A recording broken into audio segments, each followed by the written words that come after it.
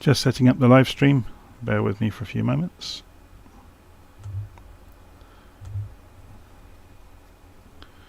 I have to have a second monitor so I can actually see the live stream chat.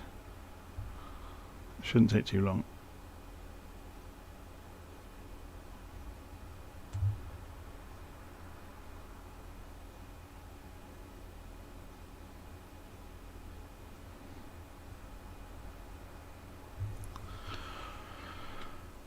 Okay, let's go and check the volume levels. So I sound quite loud enough, which is good.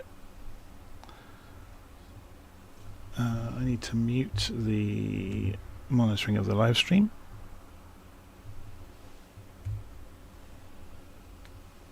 Okay. So today we are going to be doing a flight with VirtualFlight.Online, part of the virtual airline. So throughout January there is a tour through the Northern Andes. Once January is over, it will join the rest of the tours, but it's kind of a special event that's being promoted. Anyone can take part in any of the virtual flight activities for free. It's free to join. So you can see I've already done the first two legs, so we're going to go and have a look at the third leg, and it's going from Vista Alegre, which is actually Nazca, the famous place where the lines are in the desert, over to Cusco. So it's going to be climbing throughout, so just have a little look at that. Let's go and put it into a little nav map, and we'll clear the route and pull this out of the way. So we probably want to go and, well, I'm going to delete this waypoint. I was messing around earlier with looking at if there are better ways of climbing out. I've got the wrong aircraft performance on here, just bear with me for a second. So we want the King Air performance. Yeah, so it's going to be quite a steep climb, so what we might do is go south and then on to the destination. We'll see. We may just circle to get some altitude. So we need to get to 18,000 feet. So we are at Nazca, sorry, not Nazca, Nazca. And as you can see on the map, this is where the Nazca lines are over here. So we may actually go and do our climbing in this direction and then cut back. Yeah, so if we just go and do that, so go and add that position to the flight plan and put it in the right place in the order of the flight plan.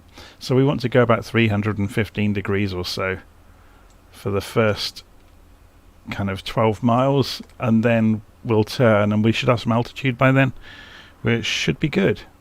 And that gives us obviously an opportunity to have a look at the Nazca lines as we fly past. Okay, so first thing we need to do then is actually dispatch the leg in the airline. So that means that, you know, we're booked to do that leg.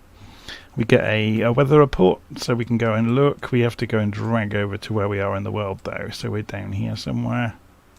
So there's hardly any wind on the mainland, which is fine. Okay, so we can pretty much ignore this now. So we can put the browser away, and we can go and open the ACARS software, which is our flight tracking software for the simulator. So we can see we log into the ACARS software, and it's got the basics of the route. So it's got that from dispatch, and we can say we're going to be flying at 18,000 feet. We haven't got any passengers, we haven't got any cargo, and we're going to start the flight and say yes, and it just gives us a couple of warnings, and we can minimize that. So this piece of software will track our flight in real time and see how well we do against real world procedures. So we'll go and get inside the aeroplane. We're in the analog King Air, which is a bit more fun than the normal King Air. And let's see how we get on. It's a while since I've flown it, so you'll have to forgive me if I make some mistakes on startup. So first thing you do in the King Air is go and turn the batteries on. Let's just go and make sure actually that the volume of the simulator is in the right kind of ballpark. Can you hear anything in the sim? I think you can. I think what I might have to do though is turn the sim all the way up, then you get to hear it properly. Okay. Okay, so we've turned the power on. Next thing we do is go and turn on the beacon light, so we can start the engines in a safe manner. So we've kind of told everybody else outside. We could also go for nav lights as well at the same time.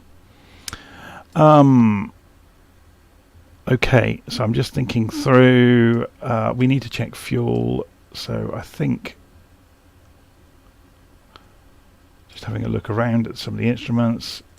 Obviously you get warnings pop up when you first put the power on, so you can see that there's lots of things that aren't online yet, which is absolutely normal. Lots of things obviously down here as well that are not online yet that it's warning us about, but it's saying external power is available. We're not going to bother using it. It'll be interesting to see if this aircraft works correctly, by the way. I've had some issues just recently. So fuel gauges are over here, so you can see we've got half a tank. There should be plenty to get to where we're going. Okay, so the battery power was on. So the next thing we need to do in the simulator is go and make sure that we've got the correct control configuration. So at the moment I've got my throttle quadrant set to single engine. That needs to be changed to, I don't know if I've got one for the King Air. Let's have a look. Yeah, it was there. King Air. Apply, go back, resume. All that's going to do is make sure that my throttles cut off at the right point where the reversers happen, or where reverse pitch happens. Okay, so we leave the condition on 0. We move the propellers forwards though, the propeller levers, and then we keep an eye on these needles, and we go and do ignition and start for the right engine, and you'll see immediately the turbine RPM percentage is coming up.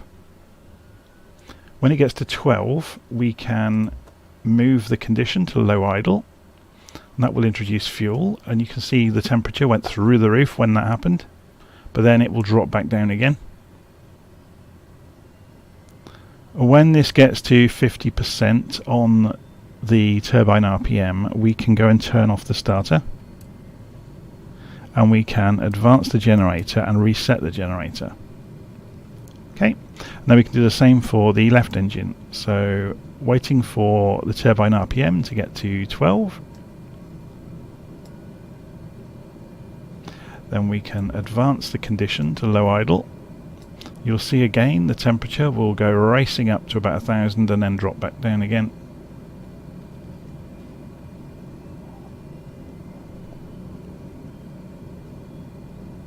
And then once it gets to 50% on the RPM, we can turn the starter off, turn the generator on, and reset the generator.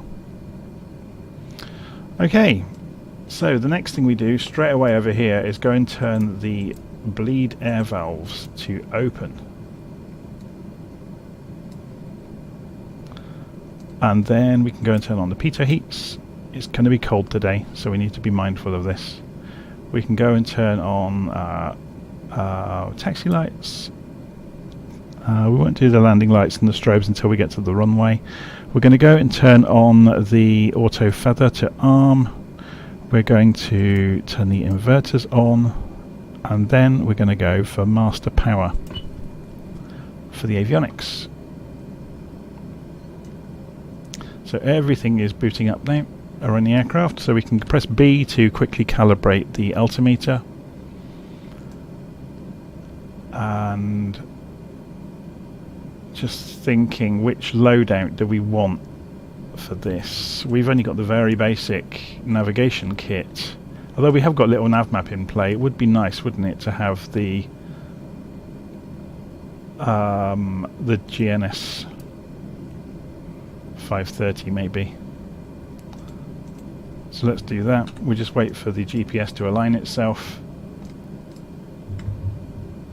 So it's acquiring.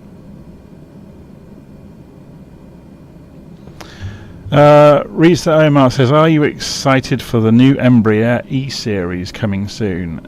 Have you seen the 737 driver? Is that his name? Review or warning about it. Oh, Jep says, how much I enjoy your blog. Thank you very much. Yeah, but getting back to Racer, there's some discontent about that E-Series. It looks like they've lied through their teeth in the promotional materials. So don't expect the early access version to work anything like accurately or correctly. It looks like they're saying it's 60% finished. It's looking like no. It's looking like maybe 20% finished. But anyway, depends what you count as finished. If you count the 3D model as finished, maybe. So we can see we haven't got the trim system up and running. So we're going to go and switch that on. So I'm just trying to remember how you do all these things. Like I said, it's been a while. So these two switches come on. We're now just got oxygen not armed, so that's the oxygen system. We will be needing that. External power is available. The left propeller pitch has not come in yet. I thought we armed the auto feather. Oh, it's just lighting up there has been moved. Okay, so the airplane is essentially ready to taxi out at this point. But we haven't programmed a route. So let's go and do that on the GPS. So flight plan. And where were we going from and to? SPZA to SPZO. So SPZA, enter, to SPZO, enter. And then we can remove the focus, go back to flight plan, and there's the magenta line illustrating the direction we are going. So we can come away from that to the first page of the first chapter on the GPS, which shows us an aircraft oriented display, which is quite nice. We do need to go and set that target altitude to 18,000 feet, which is perfect. Autopilot. I'm just trying to think. Autopilot's down here on this aircraft, isn't it? It's really hidden away. It's a bit of a pain in the backside, actually. But anyway, we'll worry about that once we're in the air. Just checking around that we've done everything we needed to familiarise ourselves with where the ice protection configuration is and where the temperature. So this is cabin temperature. It's 80 degrees Fahrenheit at the moment, so 26 degrees centigrade. Where do we get the outside air temperature? Have we got a gauge somewhere on the glass, maybe? Oh, here it is. So it's 10 Fahrenheit or 21 centigrade outside. I'm going to leave it on centigrade because it's much easier to think about 0 being freezing point. Okay. Flaps to takeoff position. Let's have a look at the runway. So we're going to double back on ourselves, basically. So we're going to charge straight through this guy and ruin his day. So we've got a small amount of positive pressure on the, or positive thrust on the propellers already.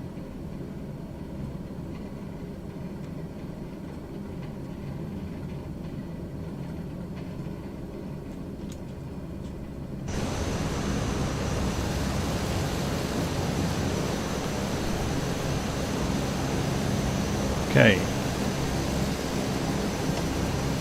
Just hold it on the parking brake on the entry point to the runway. We're going to turn the strobes on now, and the landing lights. We'll be holding the landing lights on until we get to 10,000 feet. We don't need the ice lights, but we are going to need to. We've got the pitot heat on. Windshield anti-ice. We will need that later. There's a little bit of cloud around in the sky. We can't see it from here, but I'm sure we'll see some. And obviously it's sub-zero out there, so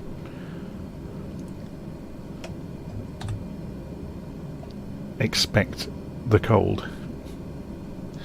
Okay, go and get on our way, I suppose.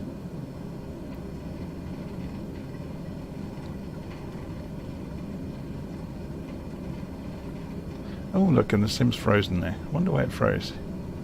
The biggest stutter I've seen in quite some time. Okay.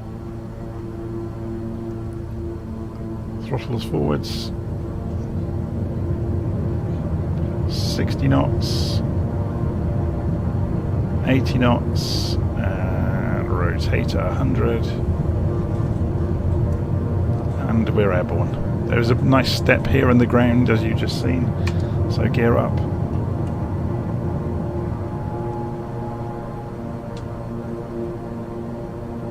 So we're looking outside at this departure. So you can see the scenery around here is fantastic, has to be said. So I'm just going to trim the elevators as I release pressure on the stick.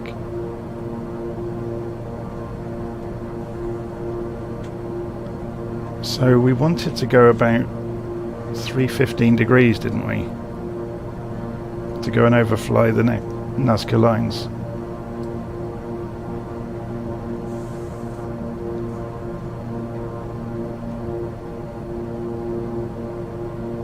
So what we'll do is we'll lower this back down to 10,000 feet for our target.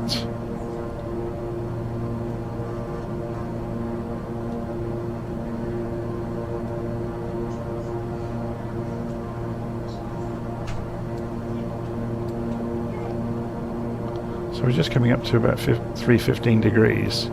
So what we'll do is, we won't bother with course yet, but we'll move the target heading to about 315. Let's go and turn that autopilot on. So the autopilot engage button is there. We're going to go for heading mode. We're going to go for vertical speed mode.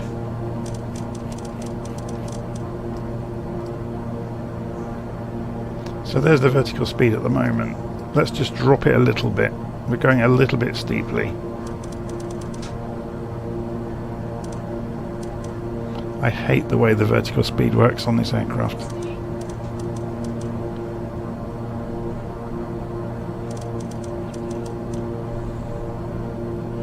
Okay, so 1500 feet a minute should be fine for our purposes. So the reason I've set the target altitude as 10,000 feet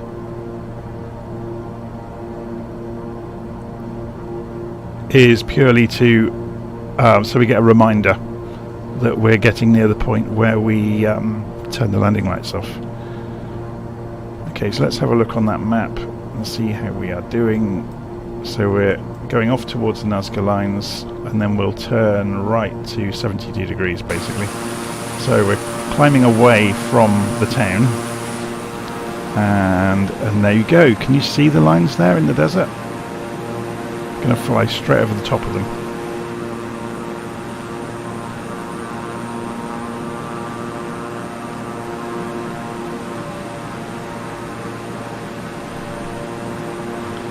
So some of the more famous ones are further up this way, I think.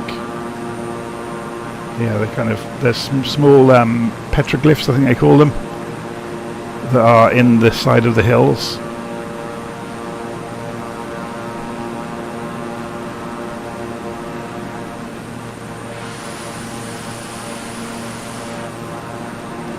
So as we get further over this way, you'll see more of them over here.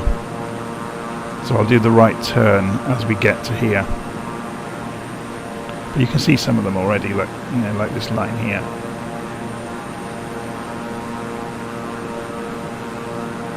There's like many that origin in like a star shape from this point here.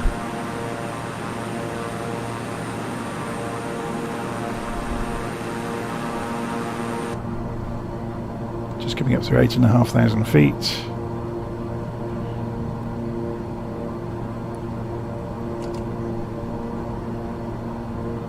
And the USB controller just had a fit and threw the joystick through the undercarriage lever.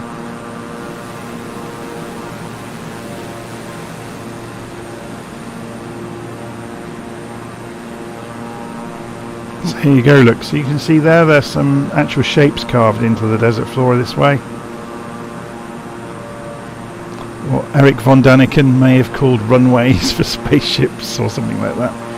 There's another one there, look. Another one there. It's very odd. So this is the Nazca lines. Okay, so we're going to change direction now to 72 degrees. So let's go and spin this round. Oops.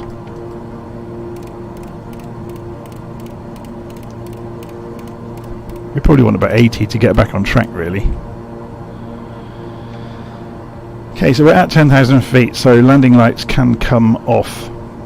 Okay, so that's over here. And then we'll continue on up to 18,000 now. And to do that, we need to go and play with the vertical speed.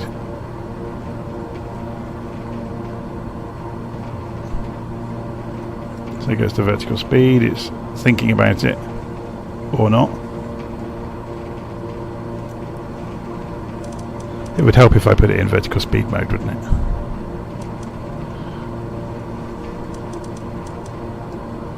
So go for about 1,000 feet a minute, should be fine. And we're going to change our course. If we zoom out,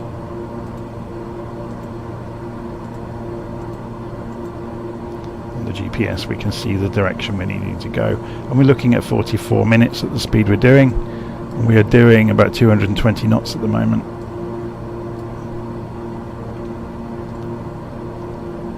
So let's see what actual angle we need. There's a slight headwind. So if we do a measure distance on the map, 74 degrees magnetic if you don't account for the wind, but we probably want 75 degrees.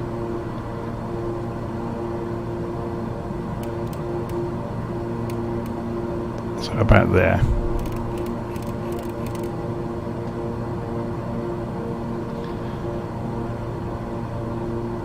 Now what will be interesting to try is if we put this on GPS mode. Let's just fly the heading, it's fine. We can see it on the GPS. I was going to say, I've seen some bugs in this recently where if you try and use nav mode on the autopilot, when you're using GPS on the 530, it can go north. I've seen it happen in multiple aircraft.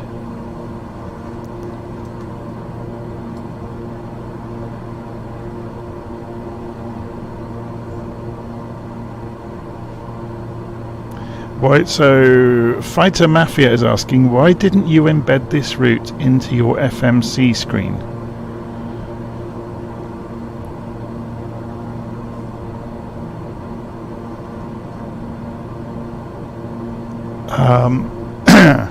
Do you mean... Oh, hello, the Sims paused. Is it going to crash? No. What I'm struggling to understand what you mean by why did I embed it. Do you mean... when we enter the simulator, why didn't I put the route in there? I tend to like using the airplanes as as they work in the real world. So rather than use a simulator to cheat at doing anything, I'll do everything using the instruments available to me in the aeroplane. Because that's half the fun for me, is figuring out how the systems work on the different airplanes. So let's just have a scan around, see if we've got any warnings anywhere. We haven't. We can have a look and see how the engines are running. So look at the temperatures, torque levels, prop RPM is kind of high, isn't it? So let's go and pull that prop RPM back now. Well, ideally, I guess we want it to the lower end.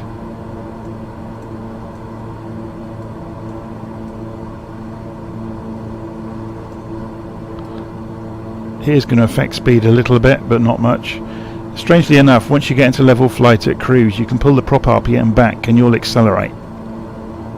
Because if you imagine, it's kind of like cavitating with a boat propeller. If you've got the prop RPM too high, the blades can't actually grab the air. So you just end up thrashing away at nothing. See, look, I've just reduced the prop RPM and we've actually started to accelerate ever such a small amount. So we've got a while to go before we need to be at 18,000. Let's have a look on the map. So just for the purposes of helping, we'll do that, and then this will reflect the line over the land. So you can see, yeah, we're climbing about on profile for where we need to be.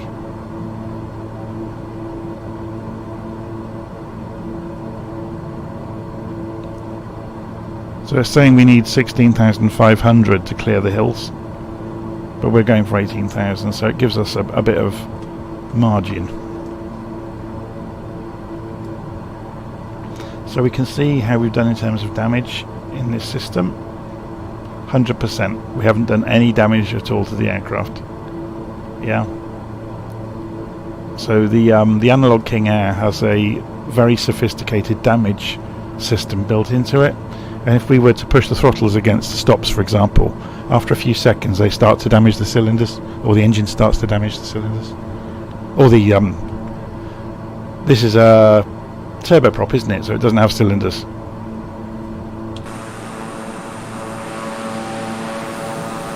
These start to damage, you know, if you run the engine too fast, you get heat damage and overstressing the engines, and all sorts of things can go wrong. So AO 1968, what's VY for that bucket? What does VY mean? And what? Oh, I don't understand bucket.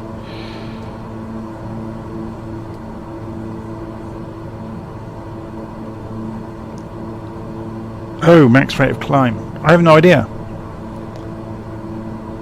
I know you can get away with kind of 1,500 feet a minute in one of these quite easily. I haven't got the book for it handy, so I couldn't tell you the performance specs for the King Air.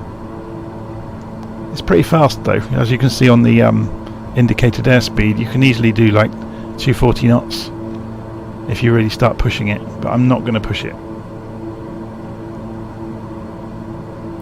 So ETE for the destination is 40 minutes. So it's not going to take too long to get to our destination today. We could have a play with some radio navigation along the way. Let's have a look at the map. See if there is a VOR at... There's one at the destination actually. What range is it? 130 miles. Yeah, that's too far away for us at the moment. But the AND VOR has got 130 mile range, so we can at least monitor that along the way. So we want frequency 11430. So let's go and switch this over and go 114. It's a good point actually. Does this only give us... Be interesting to see what that uses. 11430. And we switch that to active. So do we get the readouts, or do we have to switch to VOR navigation for that to happen? So if we were to switch this to VLOC, we're not picking anything up from it yet. Or does that mean that that's using this one? 11430.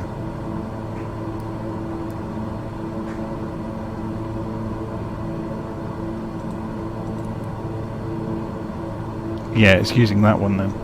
Okay, so it's not using the one in the 530. So what we could do then is go and move the HSI, and that will tell us the bearing to the VOR, and 85 miles to it from where we are. Yeah, you can actually see it on the GPS map.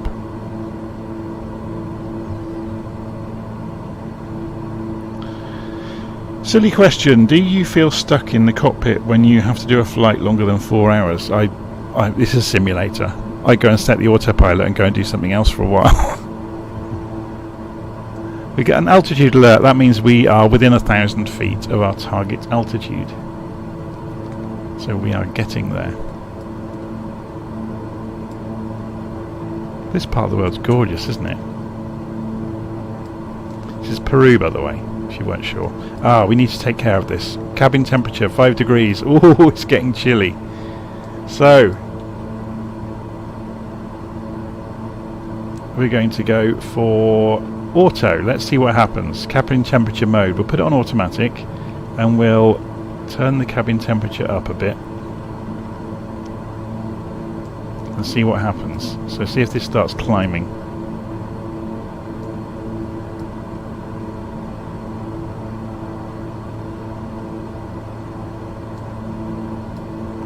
So we've got the bleed air open, aft blower on, electric heat. We could do that.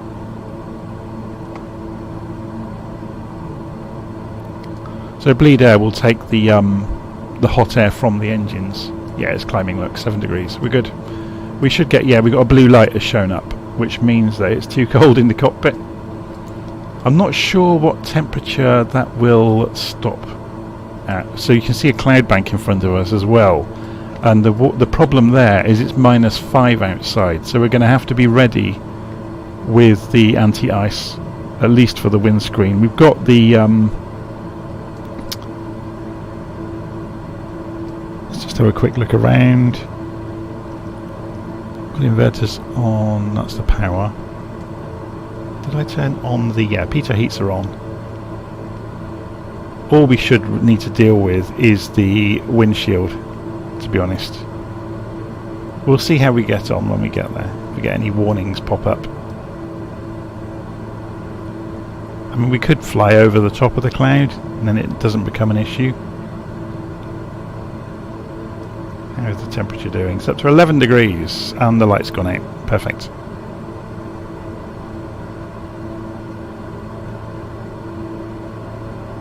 So Fighter Mafia says, I'm a real pilot. No, I'm not. I'm just an enthusiast like anybody else.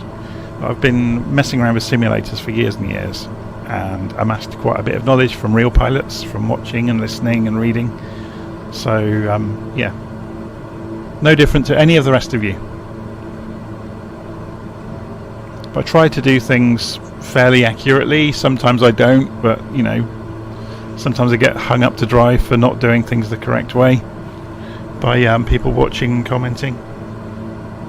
But no, not a real pilot. It's much cheaper flying a simulator than owning a real plane or hiring one out. much cheaper.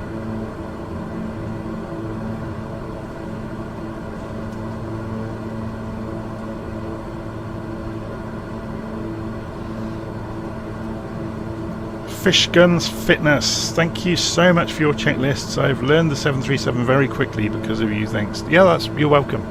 That's why I made them. It's funny on about not doing things by the book a moment ago. When I first made the checklists, I got quite a lot of heat from the more strict end of the community, saying, oh, but you're not doing all the fire tests and all the rest of it. No, I'm not.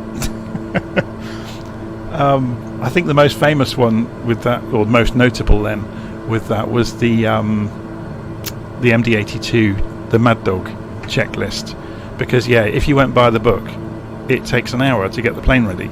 If you use my checklist, it takes 10 minutes. Because at every corner where I can say, okay, in the default state, the aircraft is already in this state, I ignore things left, right and centre and only do the things that need to be done given the known state of the aircraft. It's funny though, it's amazing that I've not become more rusty, because the last few weeks I've hardly been able to touch the simulator at all. I've been so busy. And you must, anyone watching this, you must know yourself, you leave the simulator for a few days, you come back and it's like, where's that switch and how do I do that and how does that work? It's a real pain. So how are we doing on the ETE? 30 minutes to go, or just under. 140 miles to go to the destination. And there's this cloud bank in front of us, and we're starting to get ice forming. So let's go and turn on the windshield anti-ice to normal and see if that deals with it. It is tempting to climb, to maybe go for 25,000 rather than going right through the middle of the cloud. I think I'm going to do it, you know. So We haven't set this to 2992, by the way. If this is American, I'm not sure what the transition altitude is. I can't be bothered to go and open the charts, so I'm going to change the altimeter barometric pressure to the appropriate setting for this altitude. So we can go for 25,000. We're going to go back to vertical speed mode then, and 10 clicks should give us around about 1,000 feet a minute, and it has. So let's see if we can go over the top of this cloud so we don't get too many icing problems. And you can see the warming of the glass has already kicked in. The ice that was forming has disappeared. Got 20 centigrade in the cabin, lovely and warm. It's -6, it's going to get colder, we're getting higher. It's probably going to be a -8 or so, -10 at 25,000.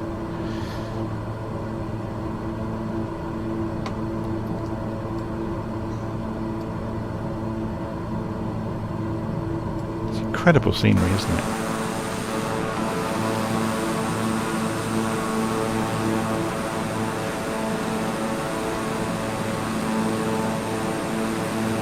So yeah, if we can just skim across the top of these clouds, that would be really useful.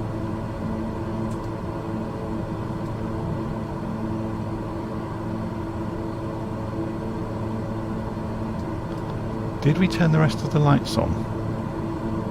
We didn't turn the recognition lights on. I'm just going to go and do that.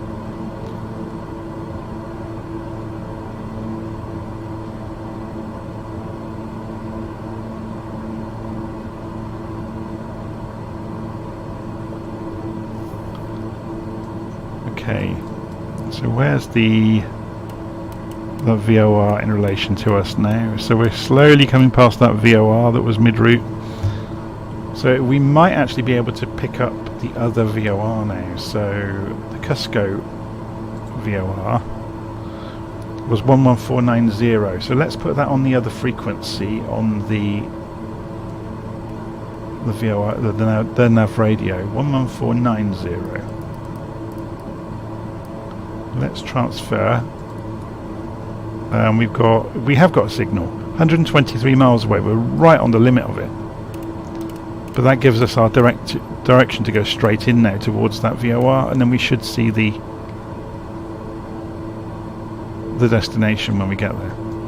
So it's estimating 27 minutes, 121 nautical miles to go, and we're pretty much online to go there, which is good. Obviously it's showing up on the DME over here as well, so it's the same data. So we can change channels here, and we can measure the other one. Can we do it here as well?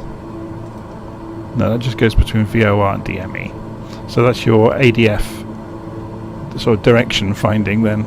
So regardless of what you're doing with the course, that would reflect the actual direction to the signal.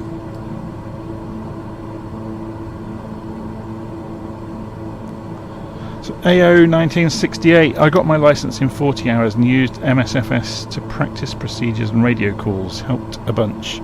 Yeah, I am involved with a group that fly regularly called My Air, that do kind of a relaxed version of ATC, air traffic control. So it's good for practicing radio telephony. They're a little bit less strict than the likes of VATSIM, so for people learning, it's a good playground to just go and get in the air and have a conversation with the controller and get used to the whole the patterns of repeating back and all of that, and the way that you say things like standard phraseology. But it doesn't take long to learn, and once you get over your nerves of the first few goes, you make huge leaps and bounds. I think talking to ATC is probably the most difficult thing for most people, the thing they get most nervous about, until they realise that ATC is there to help them. And then suddenly they have a light bulb moment, I think. It's not until you need assistance that ATC really, the worth comes. And until you get to that situation, I think there's a common misconception that it's just another hoop to jump through and another thing I have to do the way someone else says. But then suddenly you need them, and suddenly the whole story becomes apparent to you.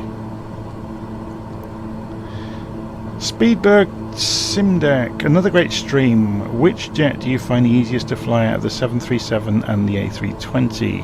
I like them both. I think the 737 is possibly more fun because there's more to do. It's more mechanical. There's more switches and knobs and dials. So there's more to look at and more to do. Whereas the Airbus, there's a lot more done for you, which is nice in its own way. It just means that the workload is in a different place during the flight, I think. In the Airbus, most of your work is done up front with preparing the aircraft for the flight, whereas in the Boeings it tends to be throughout, or more of the work is spread throughout the flight, and there's more that you have to do. Things like, just simple things like the cross feeds and stuff like that. But in terms of actually, controlling the cabin temperature, pressure, and that kind of stuff, there's just more. That's the only way I can really put it. We're not getting above this cloud, are we? It's a bit higher than we thought, and it's raining here and there. Look, you can see odd rainstorms below us falling in the valleys.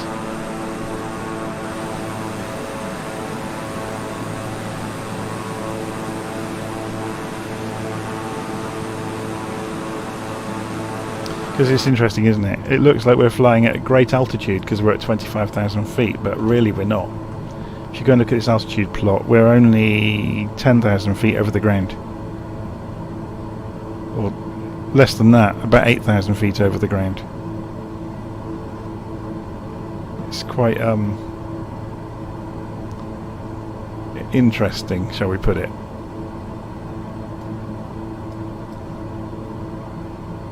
Yeah, we're not going to climb above this. We may as well just dip back down to 18,000, to be honest.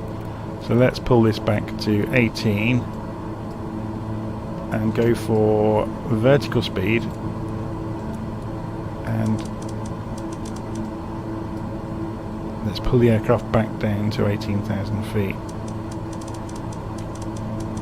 Now let's watch the airspeed build up as we descend. So if we come down at 1,000 feet a minute,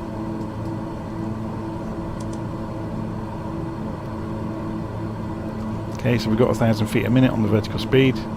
Look at the airspeed increasing. And this is indicated airspeed, remember. So at this altitude we are going significantly faster. So does the GPS give us our ground speed? Yes, it does, look. 285 knots. And increasing. We're getting close to 300 knots ground speed.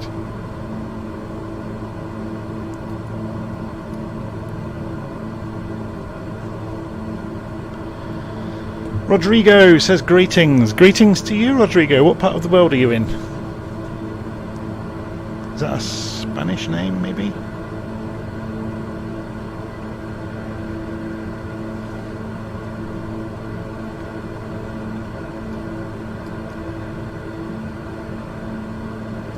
Looks like the weather radar is working. It's picking up bits and pieces of the weather. That's interesting. Let's reduce the range on it. Yeah, it's working. Very cool. So as we descend into this rain, maybe we'll actually see something on it for a change. Can we change the views on this?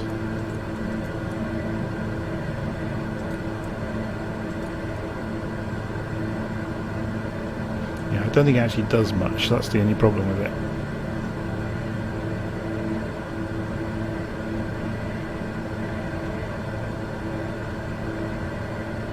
So it's downward facing at the moment, but anyway, we won't worry too much. We'll just keep an eye on it and see if any of the rain comes towards us.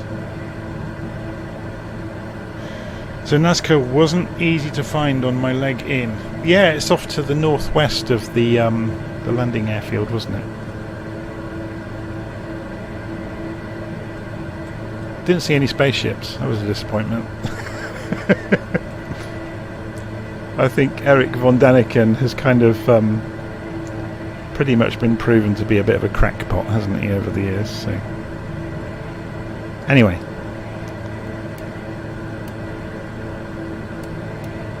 we seem to be pretty much still on track. 87 miles to go to the VOR, 16.2 minutes at the speed we are going, but that's because we're obviously ripping along.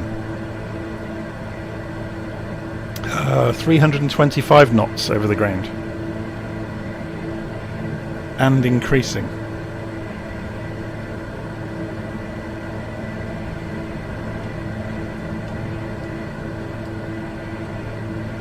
It's the nice thing about flying at altitude, isn't it? Thinner air means you can go faster. Of course, it also means it's more difficult to push yourself through the air. You reduce thrust at the same time that you are having less resistance.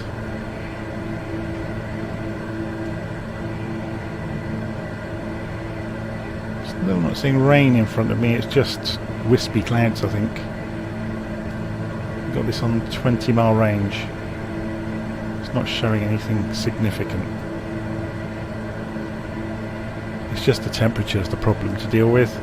It's minus 11 out there. In here it's a nice toasty 28. We ought to turn it down a bit, really. Going to end up cooking ourselves.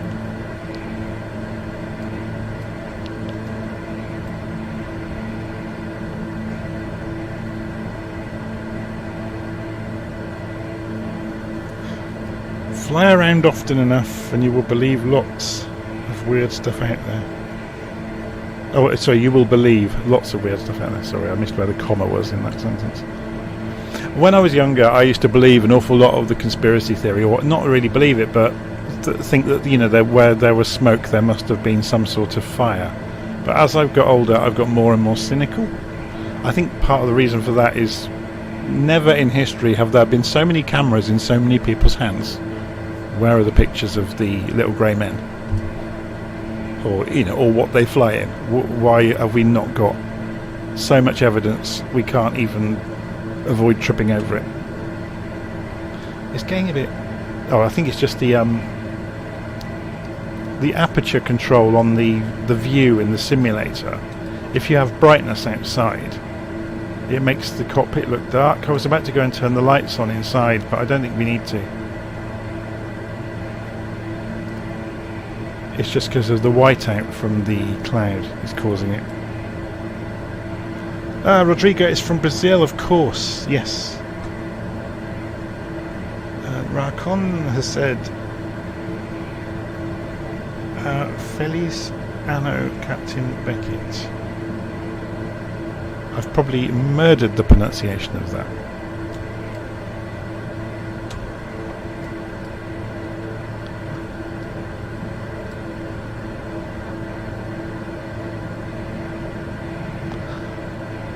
So, if you didn't join this at the start, we're actually doing this as a leg of a flight with VirtualFlight.Online. So I've got ACARS running in the background, and it's recording everything I'm doing.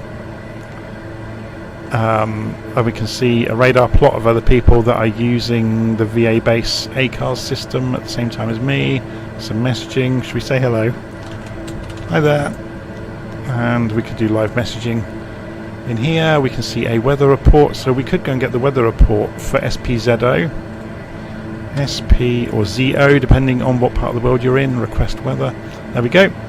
So we've got broken at 1,000 feet. We've got QNH 1034. We've got scattered cloud at 4,000 feet. We've got, that's 10,000. Sorry. 080 degrees 4 knots on the ground. Wind. So yeah, it's looking good.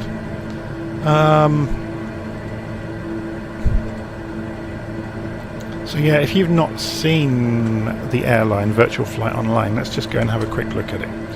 So if I go and log in, you'll see at the moment I am doing a flight. So there's the dispatch center. If we actually go and look, we can see me live on the map. So I'll be this guy here. There we go, look, there's me, and there's my progress so far. So for anyone that's flying in the virtual airline, you can see that's where we flew out to the Nazca lines and then turned towards our destination, so we're about halfway along.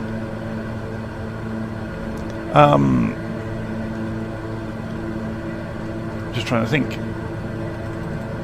So the virtual airline has lots of tours and events you can do. We're doing one of the legs of the Northern Andes tour, which you can see in here. That's the Andes Mountains, not the Andes in Hot Fuzz, the movie. Tour events. You can see there's tons of different things we can go to. All over the world we've set events up for where you can go and fly them. And we are I think we're the only virtual airline really that specialises in doing GA aircraft and kind of smaller aircraft. We're not kind of lofty looking down our noses at everybody and saying, no, you must be flying a big carrier. We do have the flights for them, and they're in here, look, the Class B stuff and Class A. But we do an awful lot for smaller aircraft with hour-long legs typically. So easy enough for anyone to go and do one. And if they're stuck for something to do, you can go and pick a tour somewhere in the world, go and fly a leg and have some fun and get your flight scored. Because one of the things the airline does, let's just go and check on our airplane while we're chattering away. One of the things the airline does is score your flights. So we could, for example, see those are the people flying at the moment. These are the last 10 that have landed. So if we went and looked at one of these, so Ronnie here, we'll go and look at his flight, you get a report. So the only thing he had wrong was a landing lights. That's very dependent on your aircraft model in the sim reporting its data accurately, so I wouldn't worry about that at all. And it tells you data about your landing, shows you where you flew, so you get all this data recorded on every flight you do with the ACARS system, and it shows you how long you were in the air for, where you were from and to. You can go and find out about those airfields, go and have a good look at them. It's very cool. As you can see, the airline's been running now for about 4 months. We've had nearly 15,000 flights, over 3 million miles covered by the pilots, getting over 17,000 hours, and getting over 700 pilots. We thought when we started it we might get maybe 30 or 40 pilots. We were wrong. Rakon said, are you using the South American mesh from Orbex? No, I'm not. I've just got stock. I tend to not run the simulator with anything special on purpose, because I don't think it's fair to be... You'll notice I've stopped using FS Realistic as well, because I don't think it's fair. People get a false impression of what you're going to get in the simulator. So if I have installed something, I will explain that this is what I've done. But usually it's only to show people this is what this thing does. So, yeah, it's not to say, oh, look at all these toys I've got. And to be honest, Flight Sim is so fragile. I tend to fly with only the add-on needed for the thing I'm doing. I use add-on linker, which is free from FlightSim.2. The add-on linker lets you very quickly and easily, when you start the simulator, say, well, just give me this add-on and this bit of scenery, for example, and it switches things in and out of the community folder for you completely automatically. It's very good. William Kelly says hello. Hello, William. Haven't seen you for a while, but then I haven't been flying for a while either. So we've just descended down. We tried to climb over the cloud, went up to 25,000, and that was a bit of a fool's errand because it turns out the cloud was a lot thicker than it looked. The one takeaway today is the weather radar seems to be working, so we've got bits and pieces of rain. Obviously you can see there's a rain cloud just here, and it's picking it up about 10 miles away. So maybe it's that in the next valley it's picking up as dense rain. It might be that one actually, just looking at this, or maybe that one.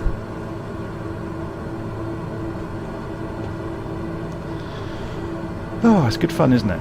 So how are we doing in terms of our route? 8 minutes to go, 39 miles to go. We need to start thinking about descending, but remember the destination airfield altitude isn't that high, or far below us. So if we go and look at the airport information, why is this not showing us the overview page? I've accidentally removed it. So yeah, it's nearly 11,000 feet, look, It's high up, so we're going to have to bear that in mind with our approach speed and our flaps. So let's go and have a look at what might be the best route. So we're coming in runway 10 then, probably. What did we say for the variable 1 knot, the wind? So we don't need to worry. But it would make sense, I guess. There's a hill here though, so you're going to have to probably come in from the northwest and then turn it into the runway to avoid the hills. We'll get a better idea. I mean, there's a route through here as well that avoids this hill. The VOR's on top of the hill though, so given that it's at 10,000 feet, if we come in at 15, but saying that, we can't descend at the moment because there's sodding great hills in the way everywhere and cloud. So hopefully there's not going to be too much cloud around the airfield itself, otherwise we really are going to have to start being careful.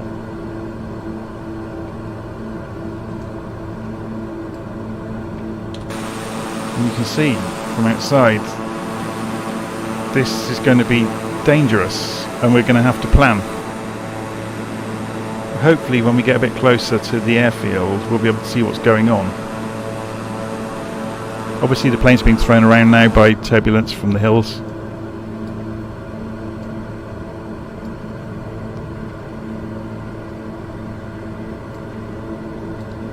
But we'll see. We're getting closer.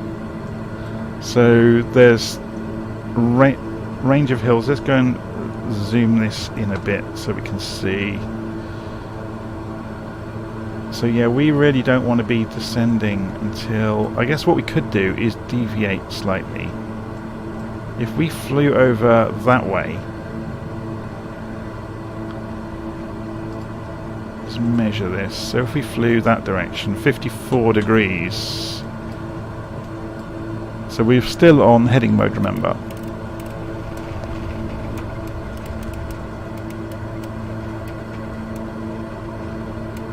We really want to do that. We're getting hit by rain.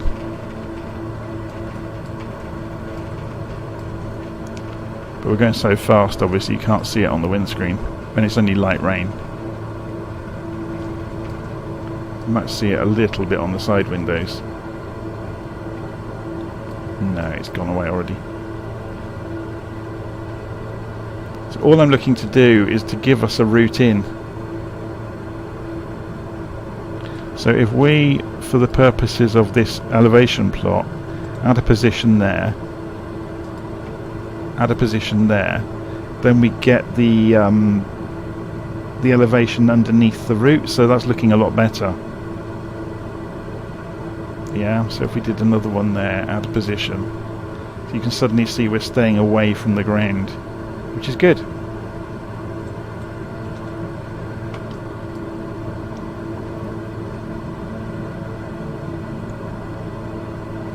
King Air, the analog King Air is absolutely brilliant fun. I'm just reading the comments from Rodrigo. Because it's got so much to do in the cockpit, it keeps you busy. And once you've kind of learned your way around it, it's not too bad either. You know, just getting the engine started up and getting the generators on, inverters, it's not too bad at all. We've hardly used any fuel that we could have flown there and back. It's -5, so as we're descending, well, we're not actually descending yet, but now we're over these hills, the temperature's dropped a little bit, which is good. So, can we safely drop a couple of thousand feet? I think we can. We'll drop down to 15,000. So, 15,000, vertical speed, and... oh, it's the wrong way. Just watching the vertical speed here. Couple more clicks. Come down at 1,000 feet a minute, please. That's going to do it. Going to keep an eye on the airspeed. Obviously, as we descend, the air's getting thicker, so we can't take so many liberties. So I'm going to pull the engines back.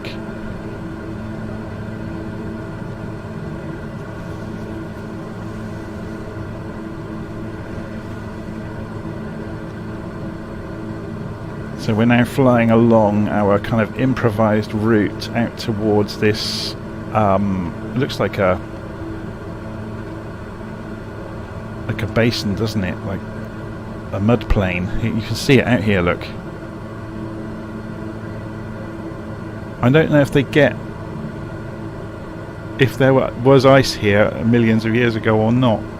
I guess you would see more shallow valleys if there had been no, you know, with big curved valleys instead of steep ones.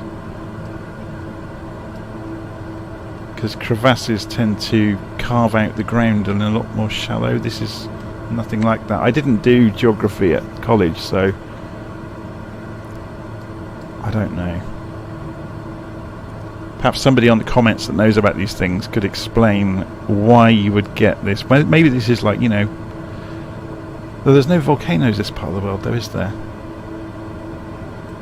Why it would be so much. Maybe that was a sea a long time ago. Who knows? So we're 5,000 feet above the runway when we get to 15,000.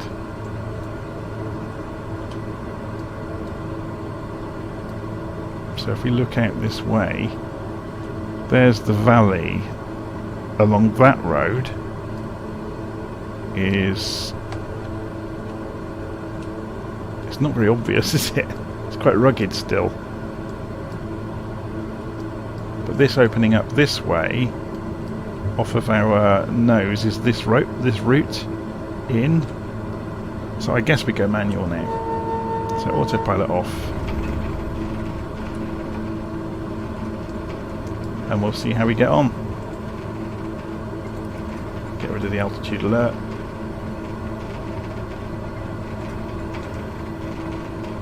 Pull the throttles back.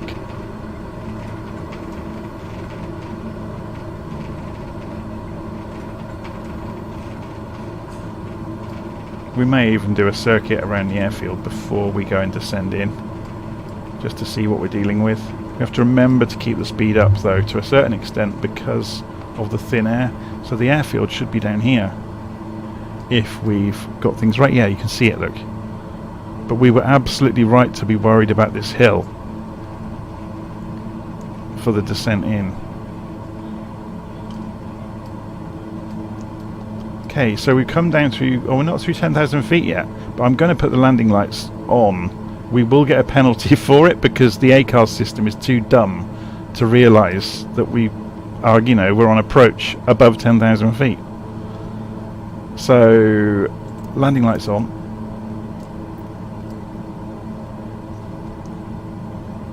We're going to, that's me pulling the throttles back too much.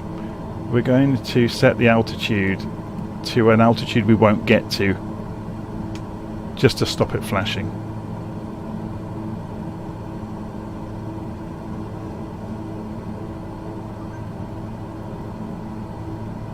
So I think what might be an idea would be just to fly the circuit, and we'll fly around the far side of the airfield, then come round and in, because there's plenty of room here to do the turn in on the downwind leg. Just need to be mindful of speed, really. Let's go and don't fancy the weather at the far end of the valley. We've kind of dodged a bullet with that one, haven't we? Let's fly around the airfield just to get a look at it. It's quite a cool destination, isn't it? Very high up, 10,000 feet.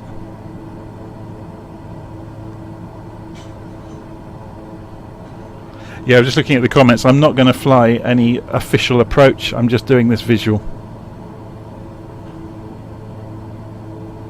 I have got Navigraph installed. We could go and switch it on and go and look at the plates, but I'm not going to. We're just going to do this visually today.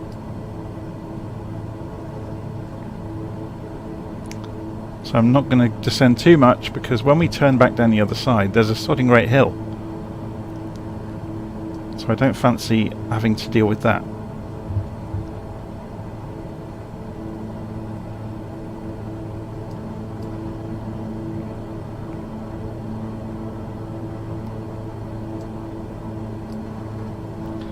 sit back in the pilot seat again. So runway's down there, behind the engine. Let's go and spin ourselves back around then.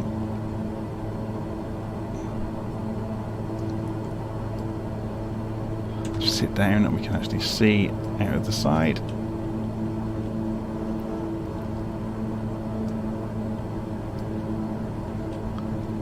This is one of those times where having head tracking would be really useful, isn't it? Because then I wouldn't have to keep pressing buttons to dive around the cockpit. Look at the views, it's ridiculous.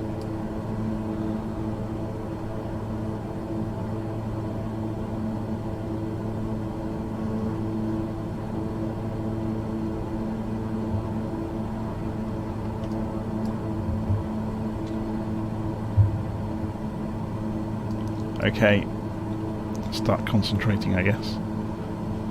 Looking at speed, getting ready for the undercarriage, getting ready for the flaps. Somebody on the runway. Hopefully that, yeah, they're about to start moving. That's good. Phew.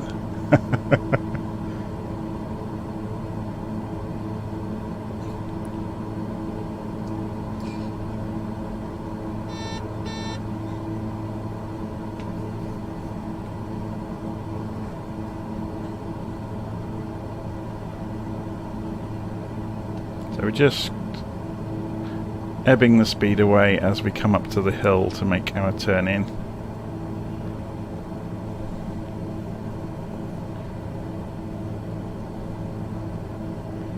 So undercarriage can come down. Obviously that will introduce a lot of drag.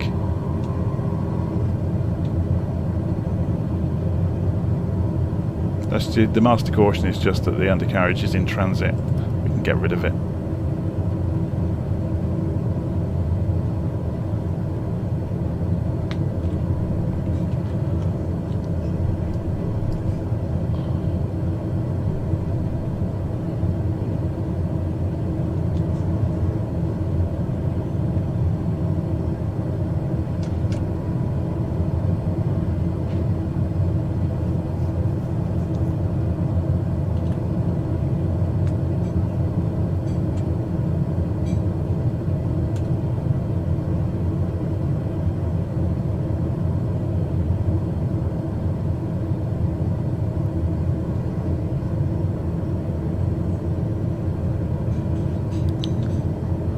Don't want to get too slow.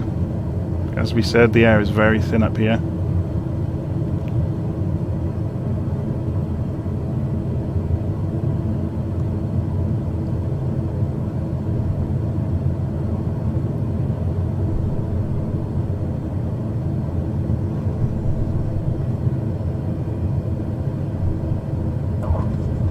And we're down.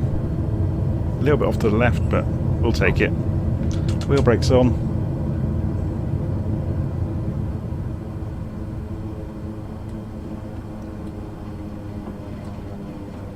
And we can come off the runway.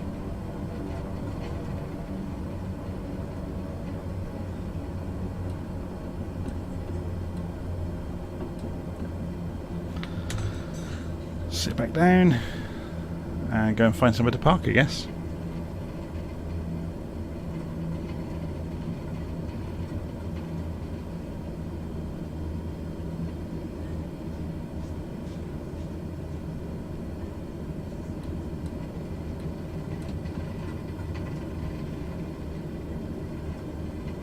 Just go over here to the right by the buildings, I guess. Stay away from the gates where the big jets are.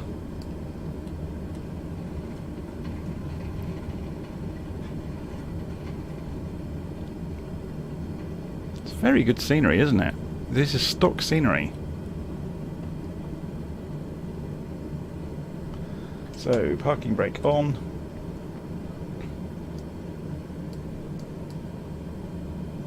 We should just be able to kill the engines by pulling the...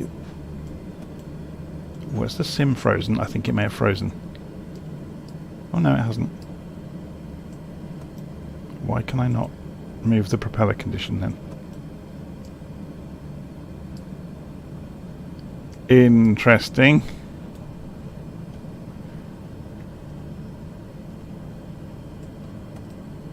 I think the sim's broken. I can't do anything.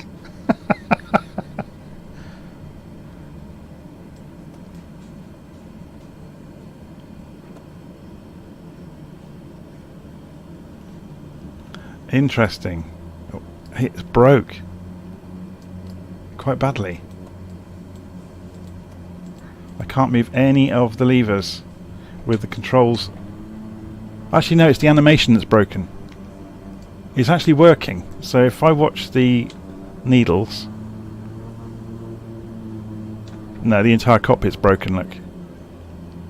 How strange, look at that. Oh well, that's a good way to end a flight, isn't it? With the simulator having an absolute fit. And we look at, yeah, you can see, look, it's frozen. Nothing is animating. And that's bizarre. Yeah, we just got here in time before the simulator fell over.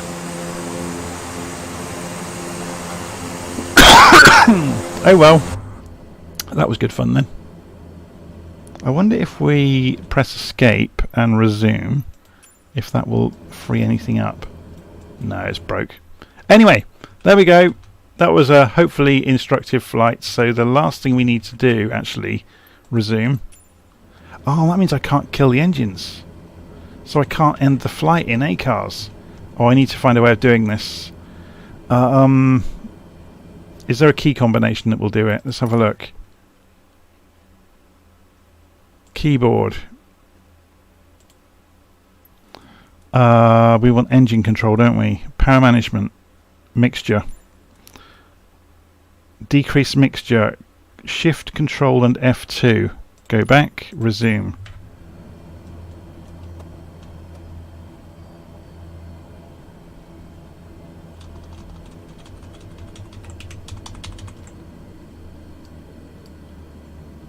I think we've got it. Yes, we have. So that's given us enough to end the flight. We've actually cut the engines off. So although the cockpit has broken, we can end the flight. So yeah, PIREP has been successfully received. Perfect. So then in a few minutes it will appear inside. That's bizarre. I've never had that happen before. The entire aircraft is broken once we put the parking brake on. I can hear things happening but can't see anything. That's funny. Okay, so if we go back to the main menu in the sim, we don't need to be in the aircraft anymore. And we can see there's our very lazy kind of route in to Cusco. Let's go and remove that distance measurement.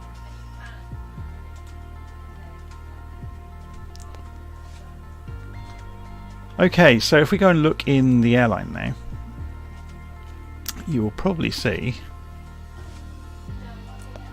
my flight hasn't appeared yet. It will appear in the next few minutes, so I think we can do it in here as well. So my logbook and history. Give it a chance. Yeah, TNA03 isn't there yet. It sometimes takes a few minutes for it to appear. So let's, while we're waiting for that, we could go and have a look and see what the next leg might be for us to do another time. So if we go and look, yeah, it's not ticked in here yet either. So if we go and click on view in here, the next leg then will be from SPZO over to SPJL. Should we have a look at that in Little Nav Map? Find out where SPJL is. Turn on the airfields. There it is. So it'll be over to there. So if we were to add that to our flight plan, for example, we'll see that leg. So it's 150 miles. It's leaving the hills into much lower altitudes, and the airfield here is at 12,000 feet. So it's not that. No, it's actually higher. So it's on the edge of Lake Titicaca. Is this airfield at extreme altitude, so that's going to be good fun. be good fun to actually go and look at the lake before we land, but I'll do that another time. Let's go and have a look then, see if the flight plans come in. I imagine we'll get a penalty for the light use. Latest 10 flights, we're still not on the list. It's obviously going to take it a few minutes before we appear.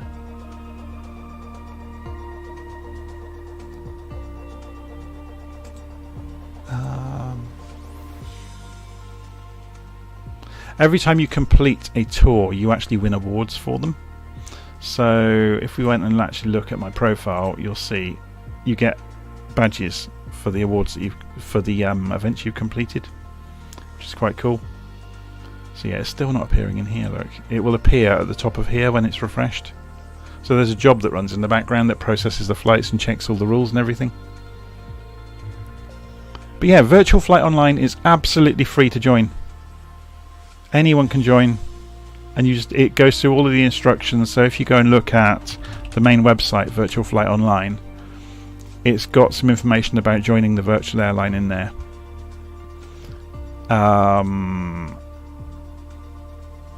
It should have. I thought that was going to say. Oh, here we go. It's over here. Look, getting started.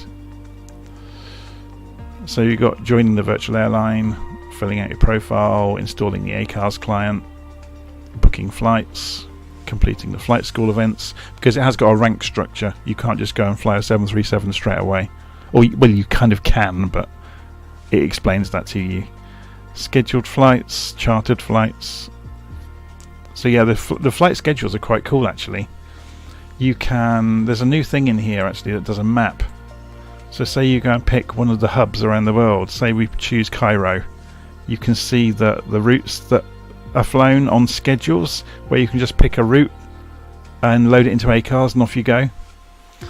Let's go and look on the front again, see if our flight has come in yet. Has it come in? Yeah, there we go. TNA03. And yes, as predicted, landing lights above 10,000 feet. So I got the fail for that. Otherwise, I was good. So what was my landing rate? 249 feet per minute. I thought it was smoother than that, but oh well, there you go. Anyway, I'm going to call it a day there.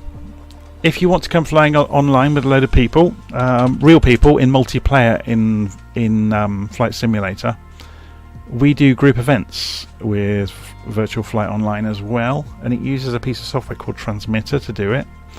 You can see Transmitter here, so VirtualFlight.Online/Transmitter. You really need to go and look on our Discord server though to find out where we're going to be flying next. So if I go and pop open Discord, I can show you that.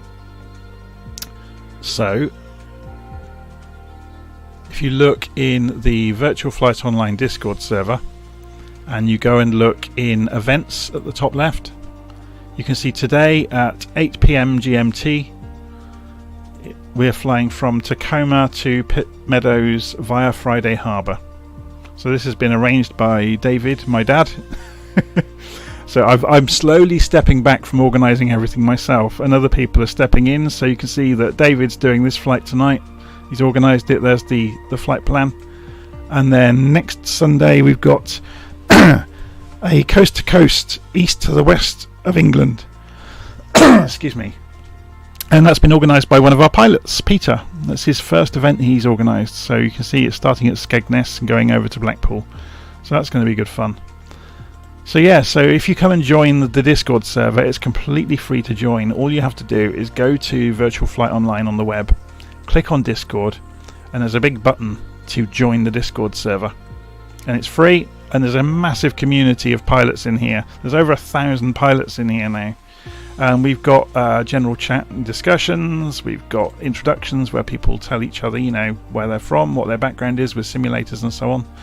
We've got support, so if you're stuck on something with the sim, you can go and ask the community.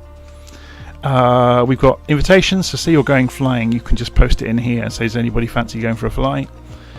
You've got further information on the events, so if you did want somewhere to go and upload a flight plan for an event, for example, or to share information with everybody else, you can do it in there. There's voice chat channels, so you can sit in during a group flight, for example, with everybody else and have a conversation, which you'll have seen if you'll have seen the live streams of the group flights I've done in the past. But there you go. That's VirtualFlight.Online. It's a very good Discord server, and we all tend to be fairly sensible. So there's no lunatics spouting racist rubbish or anything like that. They get banned instantly if they even try it. Other than that, yeah, VirtualFlight.Online. So that's enough of a sales pitch for today, isn't it? We've done the flight, we've done the sales pitch. I'm going to call it a day there. I'll see you again soon. I've got to go and get on with some errands. Okay, take care. See you soon.